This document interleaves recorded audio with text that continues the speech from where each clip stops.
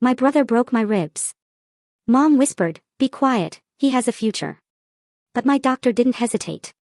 She saw the bruises, looked at me, and said, "You're safe now." Then she grabbed the phone. I still remember the searing pain, not just from my shattered ribs, but from the words my parents whispered to me in the aftermath. "Stay quiet, Stephanie. Protect your brother's reputation."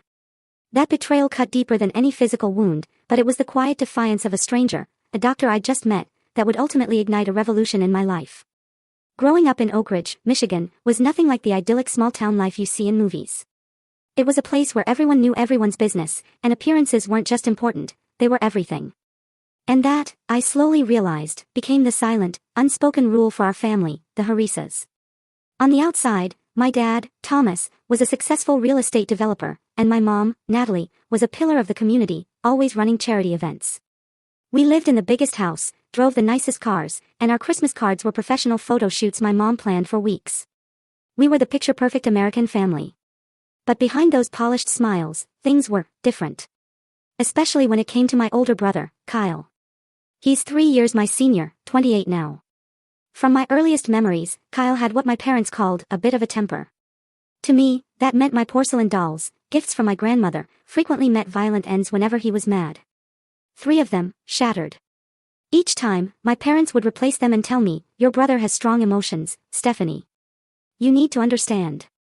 As we got older, that temper evolved from breaking my possessions to breaking my spirit.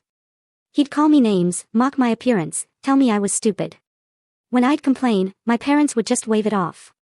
Siblings being siblings, my mom would say, patting my hand, "You need to develop thicker skin." It became painfully obvious that Kyle was the favorite. When I brought home straight A's, it was a polite, "Good job." But when Kyle scraped a B- in a class he was failing, we'd celebrate at the fanciest restaurant in town. When I got into the University of Michigan with a scholarship, my parents nodded. But when Kyle got into Michigan State, only after my dad made a huge donation to their business school, they threw him a huge party, inviting the whole neighborhood. Despite all this, I tried so hard to be the perfect daughter. I went into medicine, even though what I really wanted was art. My high school art teacher thought my watercolors were genuinely good, even encouraged me to apply to art schools. But my dad just scoffed, calling it an expensive hobby. So, I packed away my paintbrushes and picked up textbooks instead. Our family standing in the community was everything to my parents. My dad's business, my mom's social clubs, it all relied on reputation. We weren't just residents, we were pillars. The pressure to maintain that image was suffocating. If I ever complained about Kyle, my mom would immediately hush me. "We don't air our dirty laundry, Stephanie. People look up to the Harris family." My dad was even blunter. "Your brother will take over the business someday. Nothing can tarnish his reputation." My feelings for them were a twisted knot of love, resentment, duty, and this desperate longing for approval. I loved them because they were my family. But deep down, I knew something was wrong. Years of conditioning, though, made it hard to trust myself. That little voice in my head, sounding suspiciously like my mother, always told me I was being too sensitive. After medical school, I did my residency in Chicago, which gave me 2 glorious years away. That distance, and a therapist I secretly saw, I told my parents it was for stress management, finally gave me clarity. I started to see just how unhealthy my family dynamic was. But then my residency ended, and a medical practice in Oak Ridge offered me a position. The financial incentives were huge, loan forgiveness for my mountain of debt. But if I'm being honest, a part of me, the old Stephanie, still hoped our relationship could somehow get better. I took the job. I moved back 3 months ago, and the red flags were everywhere. At my welcome home dinner, Kyle dominated the conversation, bragging about his new promotion at my dad's company. When I tried to share an interesting case from my residency, my mom immediately cut me off to ask if I'd met any suitable young men in Chicago. I saw it. I did. But I ignored it. I told myself things would be different now that I was an adult with my own career. I was so wrong. The evening that changed everything was supposed to be a celebration. Kyle had been promoted to vice president of operations. My mom had spent days preparing, cooking all his favorite foods, decorating with banners.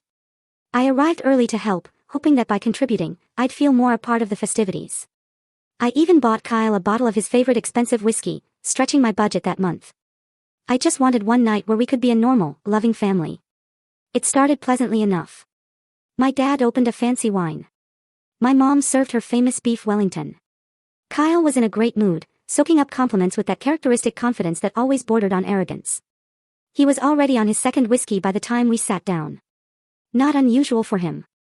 My dad raised his glass, toasting Kyle.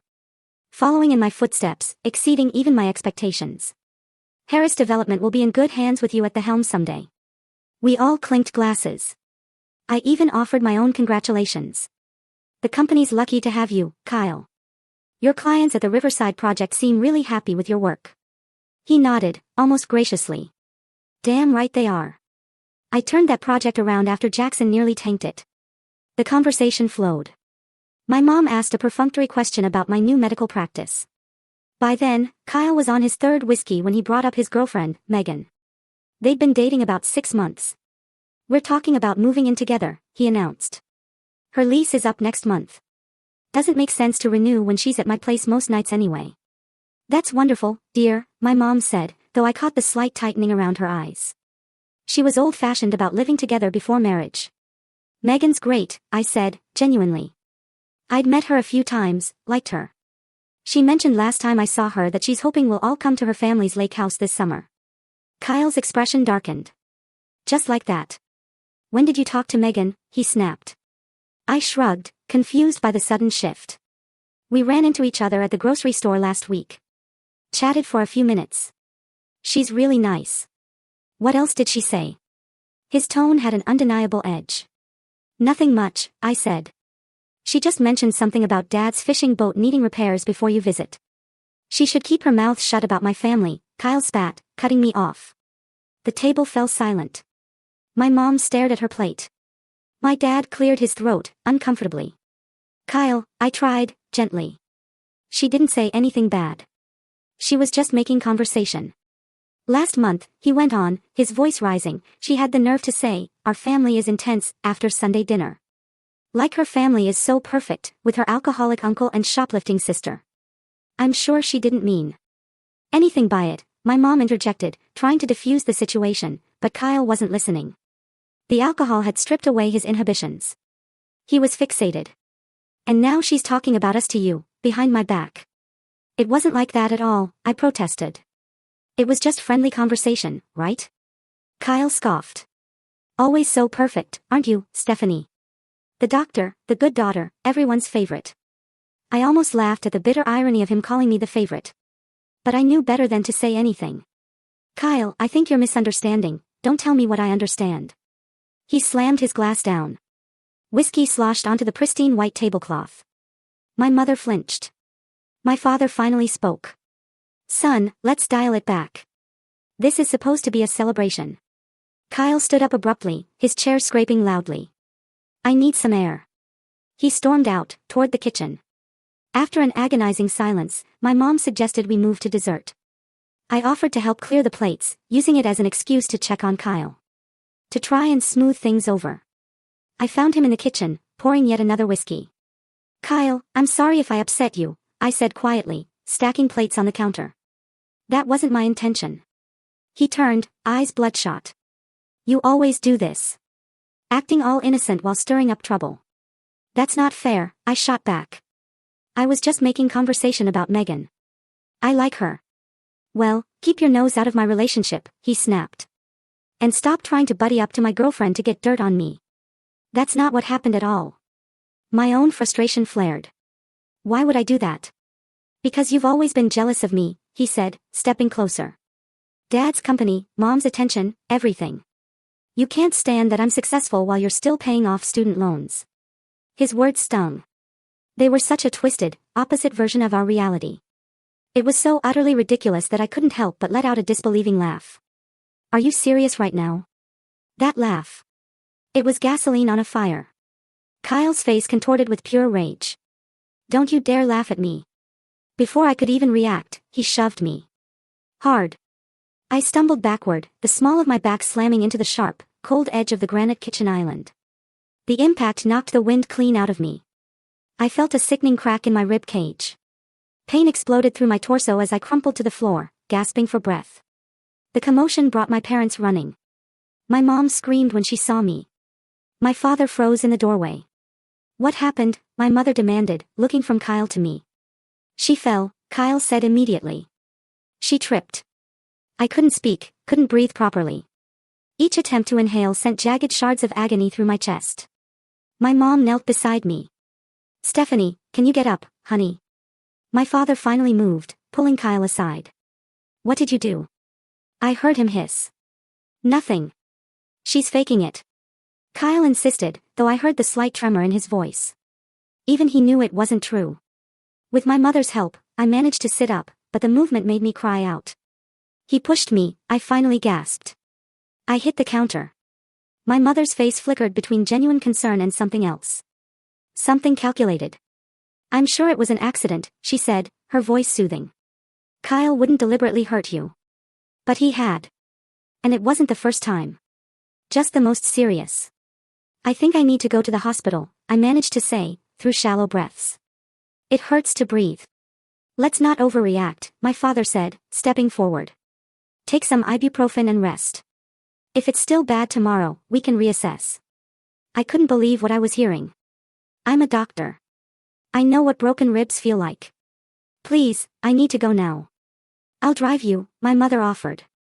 I can drive myself, I said, desperate to get out of that house, away from them all. Despite the excruciating pain, I refused any more assistance. As I carefully made my way to the door, I heard my father whispering harshly to Kyle. The drive home was agonizing. Every bump sent spasms of pain through my chest. I should have gone straight to the emergency room, but I was in shock, denial. I just wanted to go home.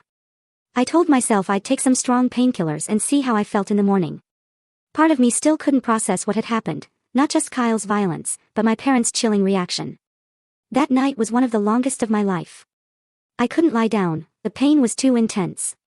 I spent it propped up in a recliner, drifting in and out of uneasy sleep. By morning, the pain hadn't subsided. My side was an angry purple bruise. I could barely move without gasping. I knew then, I couldn't ignore this. I needed medical attention, regardless of what my family wanted. The next morning brought not just physical pain, but the emotional assault of my family's reaction. My phone started ringing at 7:30 a.m. My mother's ringtone. I let it go to voicemail. 10 minutes later, she called again. This time, I answered. Stephanie, how are you feeling this morning? Her voice was light, casual, as if asking about a mild headache. Not good, I replied. Honestly, I'm in a lot of pain. I can barely move. These things always feel worse the next day, she said dismissively. Take some Advil and put ice on it. Listen, about last night, Mom, I think my ribs are broken, I interrupted. Kyle seriously hurt me. There was a pause. When she spoke again, her voice had that placating tone she used when she thought I was being difficult. Sweetheart, it was an unfortunate incident, but let's not blow it out of proportion. Kyle feels terrible about it. Has he said that? Has he called to apologize? I asked, already knowing the answer. He will, I'm sure. He was very upset last night after he left. But right now, we need to focus on moving past this. Your father and I think it's best if we just put this behind us. I shifted, wincing. Mom, I can't breathe without it hurting. This isn't something I can just put behind me. It's probably just bruised, she insisted. If Kyle had really hurt you that badly, you would have gone to the hospital last night. The gaslighting was so blatant, it would have been laughable if it weren't so infuriating. I'm going to get it checked out today, I told her, firmly. Stephanie. Her voice turned cold, warning. I think it's best if we keep this within the family. There's no need to involve outsiders in what was clearly just a momentary loss of temper. Outsiders? Mom, I'm talking about seeing a doctor for a medical injury.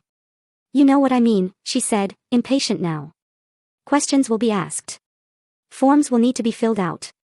Things get put on record. Are you seriously asking me not to seek medical attention because it might reflect badly on Kyle? I couldn't keep the incredulity from my voice. I'm asking you to think about the consequences, she replied. Your father's business depends on our reputation. Kyle is positioned to take over. A misunderstanding like this could have lasting repercussions. A misunderstanding? I echoed. He shoved me into a counter and broke my ribs. That's not a misunderstanding. That's assault. Don't use that word, she hissed. Your brother would never assault you. He had too much to drink and it was an accident. These things happen in families. Stephanie. Before I could respond, I heard my father's voice in the background, asking for the phone. After a muffled conversation, he came on the line. "Stephanie," he said, his business voice in full effect. "How are you feeling?" "Like Kyle broke my ribs," I replied bluntly. He sighed heavily. "Your mother tells me you're thinking of going to the doctor. I think that's premature. Give it a day or two to see if it improves." "Dad, I am a doctor. I know what broken ribs feel like." "Then you also know there's not much they can do for ribs anyway," he countered. "They'll just tell you to rest and take pain medication, which you can do at home." He wasn't entirely wrong, but that wasn't the point. "I need an X-ray to make sure there's no displacement that could puncture a lung." "And if you go in," he said, his tone making it clear this was the real issue, "what exactly are you planning to tell them about how this happened?" "The truth," I said, simply. There was a long pause. "Stephanie, I want you to think very carefully about what you're doing. Kyle has worked incredibly hard to get where he is. His future at the company, his reputation in the community. These aren't things to jeopardize over a momentary lapse in judgment. So, his future matters, but my broken ribs don't." "Don't twist my words," he said sharply. "Of course, I care about your health, but there are broader considerations here.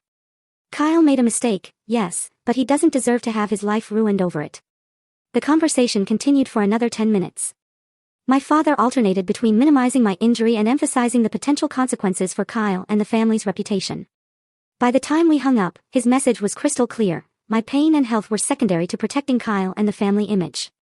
Less than an hour later, my phone pinged with a text from my mother. "Sending a little something to help you feel better. Love you." By noon, a delivery person arrived with an elaborate gift basket, pain relievers, a heating pad, luxury bath products, my favorite chocolates. The card read, "Rest and recover. Family always comes first. Love, Mom and Dad." The gift felt like a bribe. A way to buy my silence.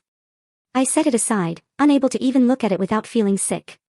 Throughout the day, the calls continued. My mother checked in hourly, each conversation circling back to keeping the incident in the family. My father called twice more, his approach becoming increasingly forceful, reminding me of family loyalty and perspective. Around 4 o'clock in the afternoon, Kyle finally called. I almost didn't answer, but a part of me needed to hear what he'd say. "Hey," he said, his voice uncharacteristically subdued. "Mom said I should call you." No apology. Just an admission that he was calling because our mother told him to. "And?" I prompted. "And I guess things got out of hand last night," he continued, reluctantly. "I had a lot to drink. You broke my ribs, Kyle. Come on. I barely pushed you," he protested, instantly defensive. "You probably just bruised them when you fell." "I didn't fall. You shoved me into the counter." "Whatever. Look, I'm calling to smooth things over, okay? Mom and Dad are freaking out that you're going to make this into some big deal." I couldn't believe what I was hearing. "It is a big deal. I'm seriously injured." "Yeah, well, we all have bad days," he said dismissively. "Remember when you crashed my car in high school? I didn't make that into a federal case." The comparison was so absurd, I couldn't even formulate a response. A teenage fender bender versus a grown man violently attacking his sister. These weren't remotely comparable. "Kyle, I have to go," I said, finally. "I have a doctor's appointment." "Stephanie, don't be stupid," he snapped, his conciliatory tone vanishing. "You're going to regret it if you blow this up." Was that a threat? I hung up without responding, my hands shaking with a mixture of pain, anger, and disbelief. I called my friend Melanie, one of the few people from high school I'd stayed close with. She'd moved back to Oak Ridge a few years ago and now taught at our old school. When I told her what happened, her reaction was everything my family should have been. "Oh my God, Steph, that's terrible. Do you want me to take you to the hospital right now?" Her genuine concern brought tears to my eyes. "I have an appointment with a primary care doctor this afternoon," I told her. "A Dr. Hayes." She had an opening. "I'm coming with you," Melanie insisted. "No arguments. Text me the address and time." "You don't have to do that," I protested weakly, though a part of me desperately wanted the support. "Yes, I absolutely do," she said, firmly. "And afterward, you're coming to stay with me. You shouldn't be alone right now." By the time my appointment rolled around, the pain had intensified to the point where even the prescription-strength ibuprofen I had wasn't touching it. Every breath was agony, and I was starting to feel short of breath. I knew I couldn't put this off any longer, regardless of my family's pressure. As Melanie drove me, my phone continued to light up with calls and texts from my parents. Each message carried the same theme: silence, discretion, family loyalty. But with each mile, I felt a growing resolve. This wasn't right. And for once in my life, I wasn't going to prioritize my family's wishes over my own well-being. The medical office was in a modern building on the outskirts of Oak Ridge, far enough from the center of town that I was unlikely to run into anyone my parents knew. Melanie helped me from the car, supporting me as we slowly made our way inside. The receptionist looked concerned when she saw me wince with each step. "Dr. Hayes will be with you shortly," she assured me after I'd filled out the intake forms, deliberately leaving blank the section asking how the injury occurred. True to her word, I didn't wait long. Dr. Laura Hayes turned out to be a woman in her early 50s with kind eyes and a no-nonsense demeanor. She reminded me a bit of my favorite professor from medical school, confident, direct, but with an underlying warmth that put patients at ease. "Dr. Harris," she said, extending her hand as she entered the exam room. "I've heard good things about you from Dr. Patterson at the clinic, though I'm sorry we're meeting under these circumstances." I tried to smile, but it came out as more of a grimace. "Please call me Stephanie, and thank you for fitting me in on short notice." "Of course," she nodded, glancing at my forms. "I see you're experiencing chest pain and difficulty breathing. Can you tell me what happened?" This was the moment I'd been dreading. A lifetime of conditioning to protect my family waged war with my medical training and the simple human need to tell the truth. "I had an accident," I said vaguely. Dr. Hayes looked at me steadily. "What kind of accident?" "I was pushed, and I hit a counter," I said, the words coming out in a rush. "My back hit right here." I indicated the area just below my shoulder blade. She nodded, making a note. "Who pushed you, Stephanie?" I hesitated, then looked down at my hands. "My brother." "I see," she said, her voice neutral, but kind. "Let's take a look at the injury first, and then we can talk more about what happened." The physical examination was thorough but gentle. Dr. Hayes listened to my breathing, carefully palpated the injured area, and noted the extensive bruising. Her face remained professional, but I could see the concern in her eyes. "I'd like to get some x-rays," she said. "Based on your symptoms and the physical findings, I suspect you have at least 2 broken ribs, possibly 3. I'm also concerned about the shortness of breath, which could indicate a more serious complication." The x-ray confirmed her suspicions. 3 fractured ribs, one with a concerning displacement that explained my breathing difficulties. When Dr. Hayes returned to the examination room with the results, her expression was grave. "Stephanie," she said, sitting down across from me. "These are significant injuries. The displacement of your 7th rib could potentially cause a pneumothorax, a collapsed lung, if not properly monitored and treated. I'm going to prescribe appropriate pain medication and give you specific care instructions, but I need to ask you some more questions about how this happened." I nodded, a lump forming in my throat. "You said your brother pushed you," she continued gently. "Was this an accident during play, or was it deliberate?" "It was deliberate," I admitted, my voice barely above a whisper. "He was angry. He'd been drinking. Has anything like this happened before?" I thought about all the times Kyle had, accidentally, hurt me growing up. The shoves that were too hard to be playful. The arm grabs that left fingerprint bruises. The times he'd thrown things at me in anger. "Not this seriously," I said finally. "But yes, he has a history of being physical when he's angry." Dr. Hayes nodded, her expression compassionate, but serious. "And how have your family members responded to this incident?" The dam broke. Maybe it was the pain medication beginning to take effect, or the simple relief of finally talking to someone who seemed genuinely concerned. But I found myself telling Dr. Hayes everything: Kyle's attack, my parents' dismissive response, their pressure to keep quiet, their prioritization of the family's reputation over my well-being. "They sent me a gift basket," I said with a hollow laugh that sent pain shooting through my chest. Like chocolates and bath bombs could make up for broken ribs and the fact that they care more about how this affects Kyle than how it affects me. Dr. Hayes listened without interruption, occasionally making notes. When I finally fell silent, she put down her pen and looked at me directly. "Stephanie, as a medical professional, I want to be completely transparent with you about my obligations here. What you've described is a case of domestic violence, and in my position, I am a mandatory reporter." My heart sank. "What does that mean exactly?" "It means that I am legally required to report incidents of suspected abuse to the appropriate authorities," she explained gently. "In this case, that would mean filing a report with the police." Panic flared in my chest, competing with the pain from my ribs. "No. You can't do that." "My family would," I trailed off, realizing how telling my immediate response was. "What?" Dr. Hayes prompted softly.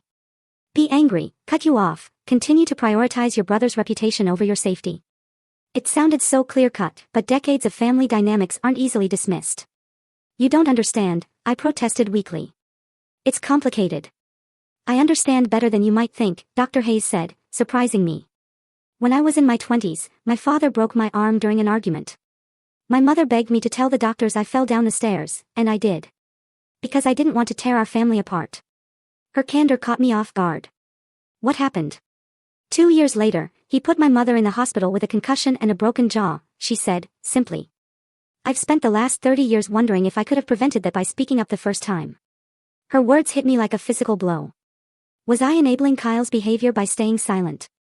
Would he escalate to hurting someone else in the future? Perhaps Megan, or eventually his own children. I understand this is difficult, Dr. Hayes continued. Family loyalty is deeply ingrained, and the fear of consequences is real. But I want you to consider something. If one of your patients came to you with these exact injuries and this exact story, what would you advise them to do? I knew the answer immediately. As a doctor, I would urge them to report it, to prioritize their safety, to recognize the signs of an abusive relationship. But applying that standard to myself felt impossible. What exactly would happen if you report it? I asked, finally. Dr. Hayes explained the process clearly. A report would be filed, and the police would likely want to interview me. I would have the option to press charges against Kyle, though the prosecutor could potentially proceed even without my cooperation based on the medical evidence. There would be documentation of the incident, regardless. I'm not going to pretend this will be easy, she said. Honestly, based on what you've told me about your family, there will likely be significant pushback. But I also want you to know that there are resources available to help you through this process. I can connect you with a victim advocate who can explain your options and support you every step of the way. I sat in silence for a long moment, weighing my options. The thought of going against my family filled me with dread.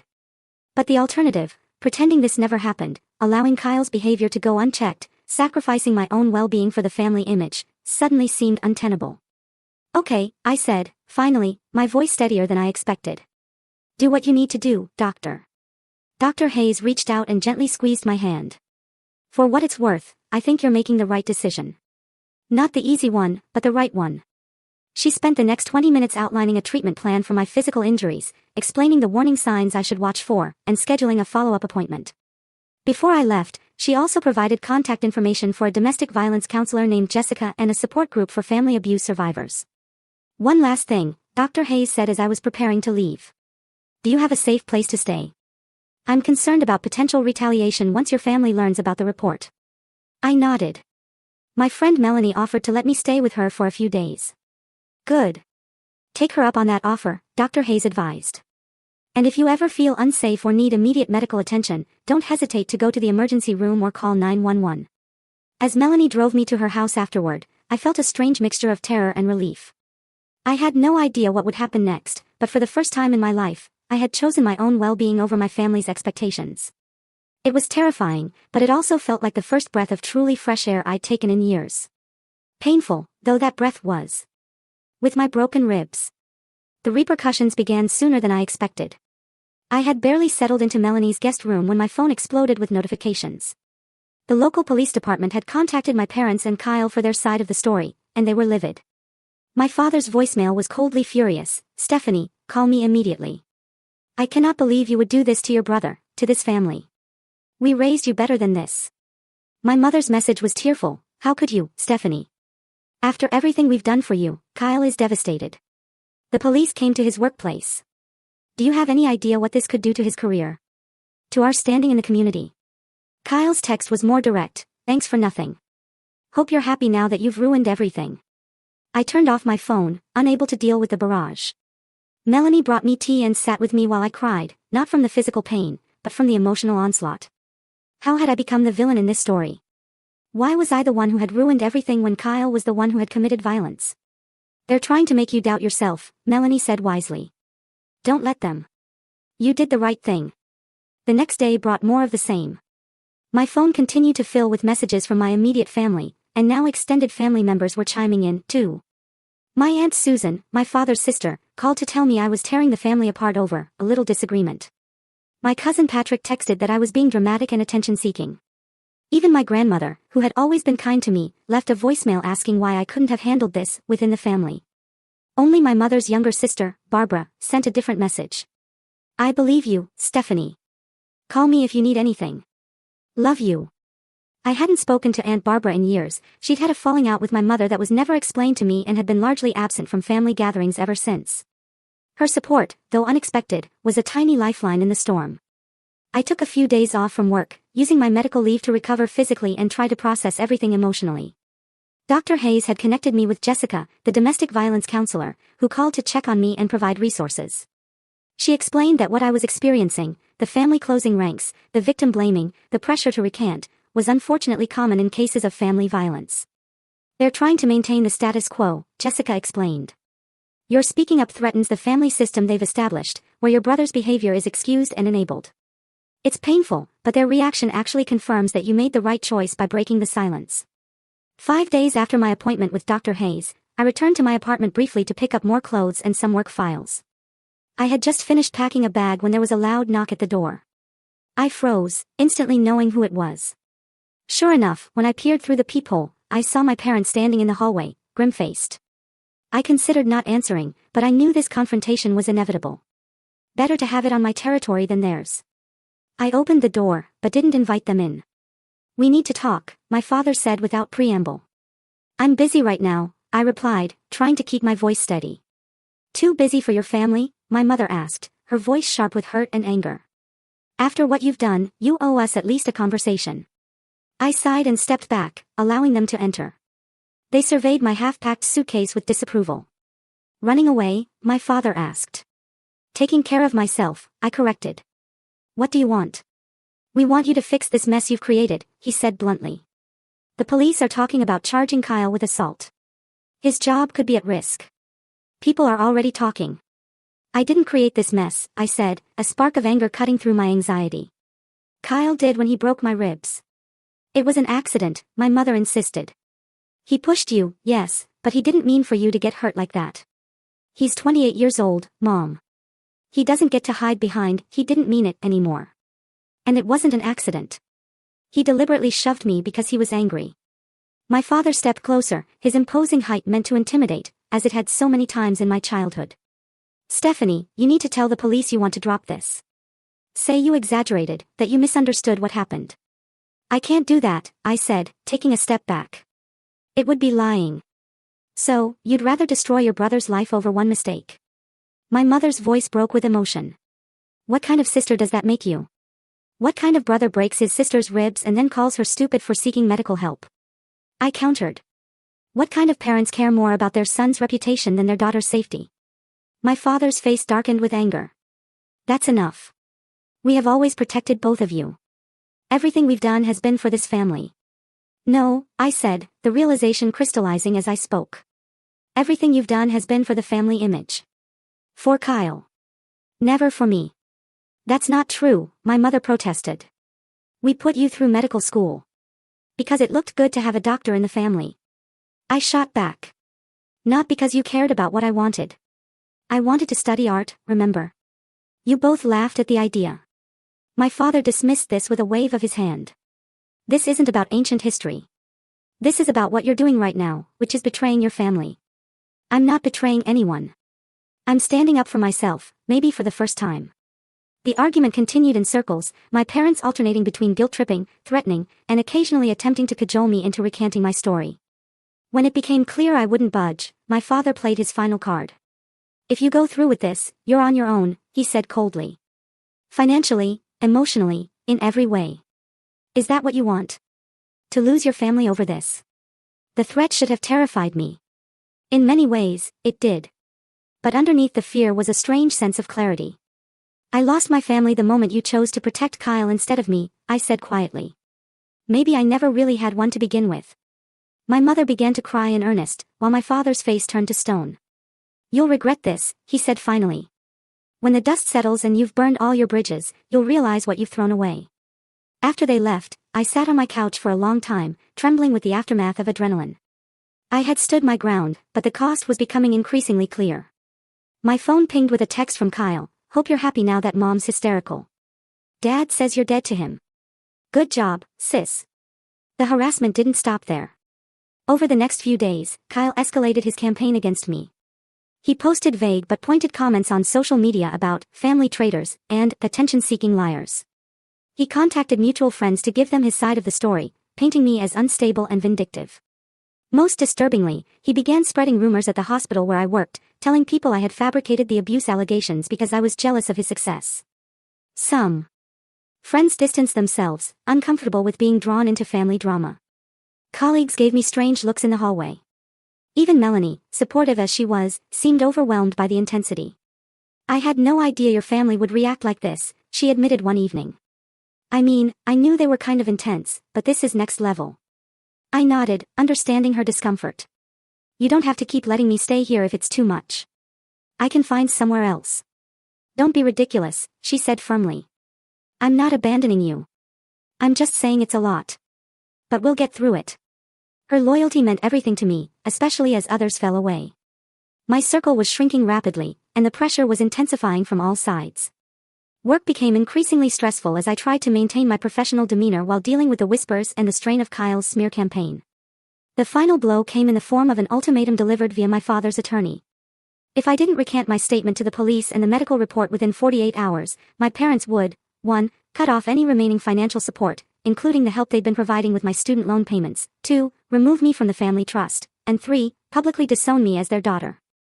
The letter concluded with a reminder that they had always been generous and would welcome me back into the family if I came to my senses and fixed the damage I had done.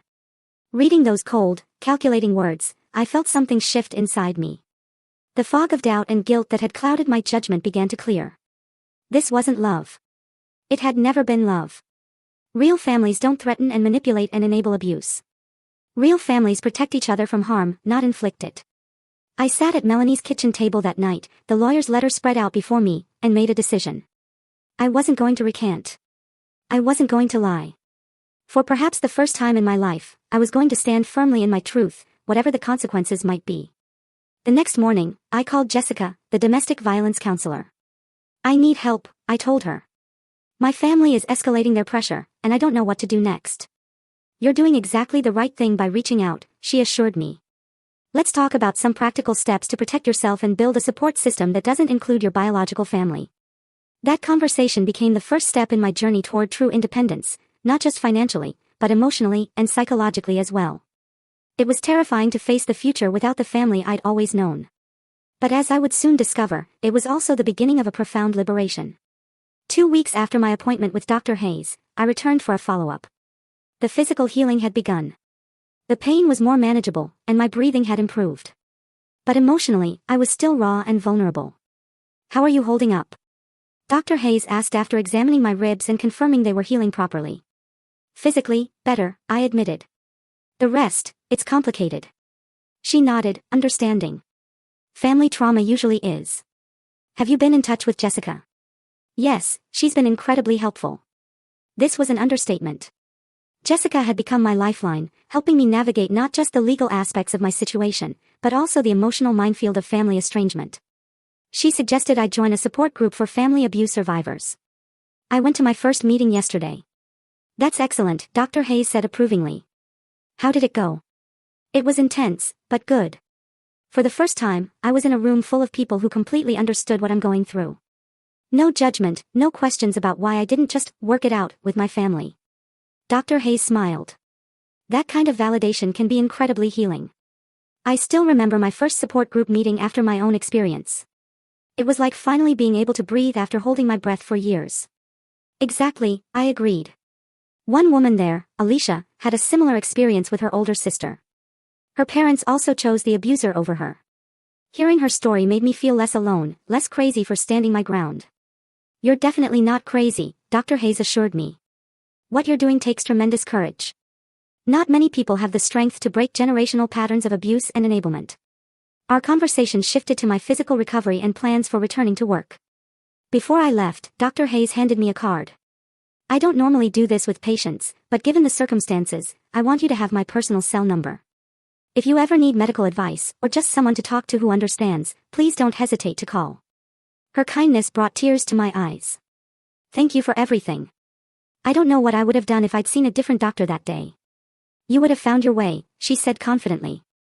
"You're stronger than you realize, Stephanie." With Jessica's guidance, I began building a support network outside my biological family.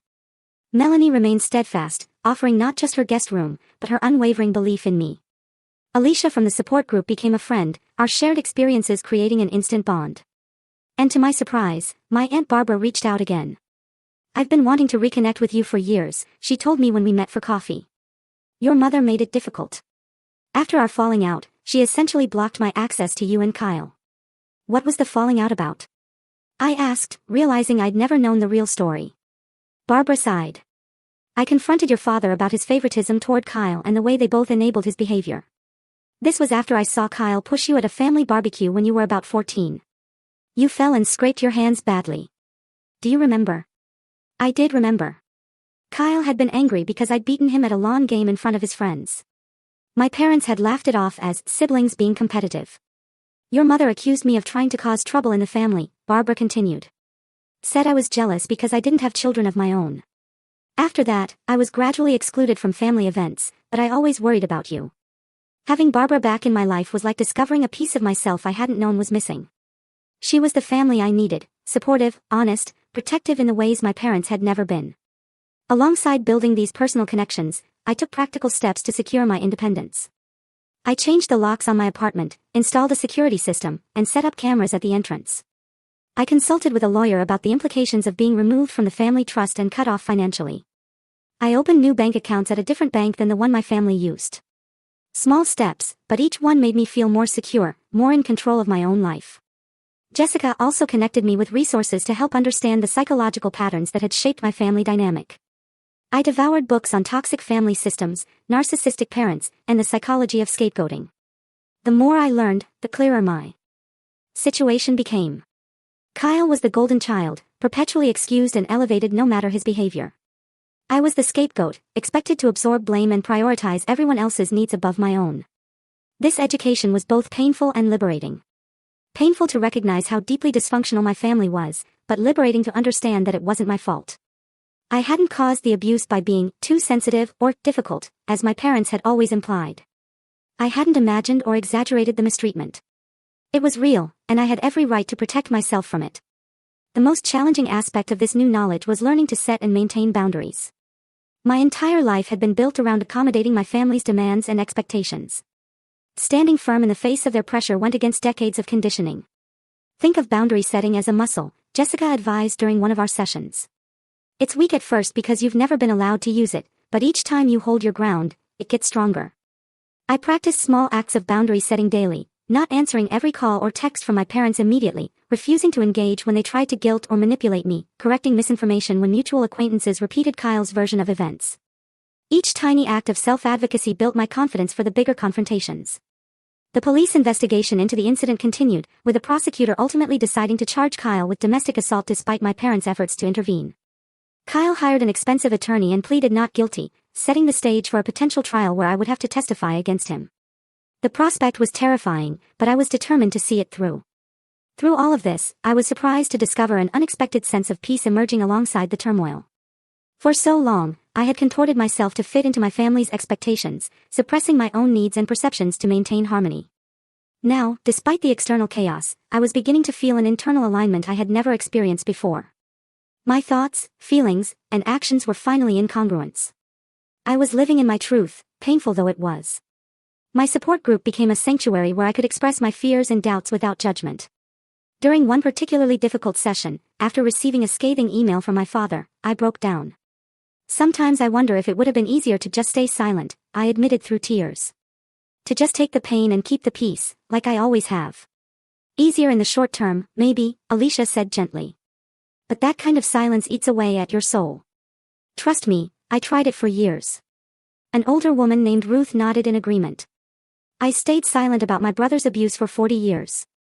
By the time I finally spoke up, I'd lost myself so completely, I didn't know who I was anymore." "You're doing the hard work now, but you're saving yourself decades of invisible pain." Their words stayed with me, a talisman against the doubt that still sometimes crept in during weak moments. I was doing the hard work now.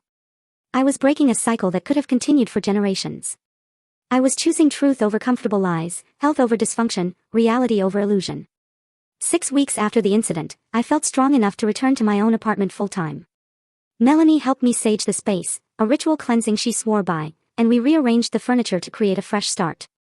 My parents' gift basket had long since been donated to a women's shelter, removing that symbol of their manipulative support. That night, alone in my own space for the first time since everything had happened, I took out my watercolors, and used since college, and began to paint. The image that emerged wasn't planned, a small bird with a broken wing, but surrounded by light, beginning to heal. As I lost myself in the creative process that had once been my passion, I felt something shifting, opening, releasing within me. I was not just surviving this ordeal. In some profound way, I was being transformed by it. 6 months passed, bringing changes I could never have anticipated when I first sat in Dr. Hayes's examination room with broken ribs and a broken heart.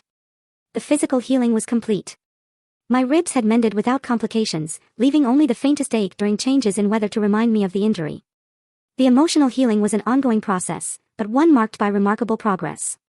I had moved to a different neighborhood, a small but significant act of reclaiming my independence. My new apartment was brighter, with large windows that flooded the space with natural light, and a spare bedroom I had converted into an art studio. Paintings in various stages of completion lined the walls, evidence of my rekindled passion for creating.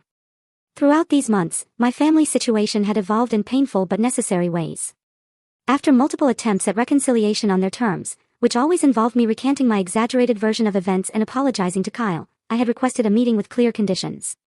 It would take place on neutral ground, with a family counselor present, and with the understanding that I would not be gaslit or pressured to change my story.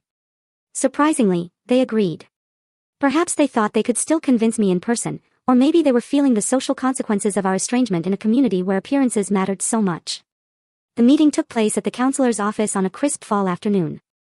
My parents arrived dressed immaculately, as if for church, their expressions a careful blend of concern and restraint. Kyle came separately, his usual confidence dimmed somewhat by the pending legal case against him, which had been delayed by procedural issues. The counselor, Dr. Morgan, established ground rules for our conversation: no interrupting, no name-calling, using I statements rather than accusations. My parents nodded agreeably, though I could sense their impatience with what they probably viewed as unnecessary formality. "Stephanie," Dr. Morgan began, "would you like to start by sharing what you hope to achieve from today's meeting?" I took a deep breath, centering myself as I had practiced. "I want clarity and honesty about what happened and what happens next. I want acknowledgement of the harm that was done to me, both by Kyle's actions and by your response to them, and I want to establish boundaries for any future relationship we might have." My mother frowned slightly at the word boundaries, but remained silent.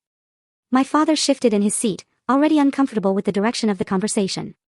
"Thomas and Natalie," Dr. Morgan turned to my parents. "What are your hopes for today?" My father cleared his throat. "We want our family back together. This division has gone on long enough. We want to put this unfortunate incident behind us and move forward." "It wasn't an unfortunate incident," I said quietly, but firmly. "It was assault. Kyle broke 3 of my ribs and then called me stupid when I sought medical help. You both pressured me to lie about my injuries and prioritize his reputation over my physical safety." "Stephanie, you know that's not how it happened," my mother began, her voice taking on the placating tone I'd grown to recognize as the prelude to gaslighting. "Actually, Mom, that is exactly how it happened," I countered. "And this pattern of denying reality is precisely why we're sitting here today." Dr. Morgan gently redirected the conversation, asking each of us to express our feelings without disputing each other's experiences. What followed was 2 hours of painful but necessary truth-telling. My parents continued to minimize and deflect, though with less conviction than before. Kyle offered a superficial apology that focused more on the inconvenience the situation had caused him than on the harm he had inflicted. "I'm sorry things got out of hand," he said, not quite meeting my eyes. "I never meant for you to get seriously hurt, but you have to admit, going to the police was an extreme reaction." "Was it?" I asked, maintaining my composure despite the anger bubbling beneath the surface. If a stranger had broken my ribs, would reporting it be extreme? Why should you be held to a lower standard of behavior because we're related? He had no good answer for that. By the end of the session, it was clear that while my family was willing to have me back in their lives, they were not truly willing to acknowledge the dysfunction that had led to our estrangement. They wanted reconciliation without accountability, forgiveness without change. As we prepared to leave, my father made one final appeal. "Stephanie, we miss you. Despite everything, we're still your family. No one will ever love you like we do." I looked at him for a long moment, seeing him clearly, perhaps for the first time. "That's the problem, Dad. The way you love is conditional and harmful. I deserve better. We all do. Walking out of that office, I felt an unexpected lightness. I had faced my greatest fear, permanent estrangement from my family, and discovered it wasn't as terrifying as I had imagined. In fact, the prospect of continuing to accept their version of love now seemed far more frightening than building a life without them. In the months that followed, I maintained minimal contact with my parents through occasional texts and brief phone calls, always with strict boundaries in place. Kyle and I had no direct communication outside of necessary legal interactions.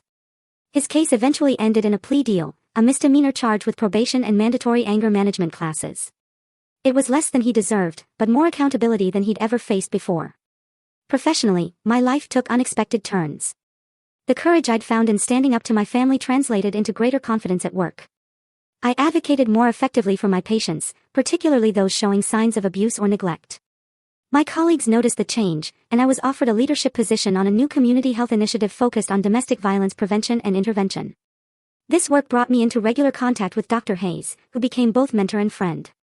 During one of our meetings to discuss the initiative, I finally found the words to express my gratitude. "I wrote you a letter," I said, handing her an envelope, "to thank you for what you did that day, for seeing what was happening and having the courage to do something about it."